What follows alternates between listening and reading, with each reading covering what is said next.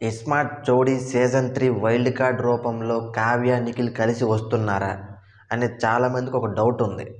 ఎందుకంటే ఎవరో YouTube channel వ్యక్తి చెప్పారంట వాళ్ళిద్దరూ వస్తున్నారని. చాలామంది నాకు మెసేజ్ చేయడం అయితే జరిగింది.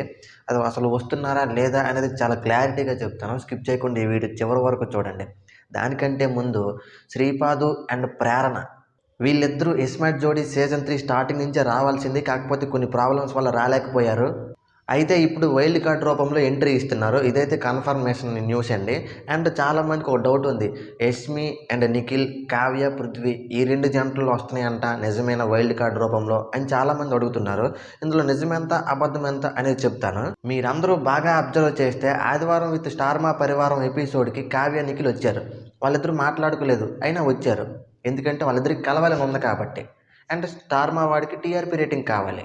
ఫైనల్గా నేనేమంటానంటే iSmart Jodi season 3 wild card ఎంట్రీలో కావ్య, నిఖిల్ కలిసి రావచ్చు, లేదంటే కావ్య, పృథ్వీ కలిసి రావచ్చు, లేదంటే నిఖిల్, యష్మి కలిసి రావచ్చు.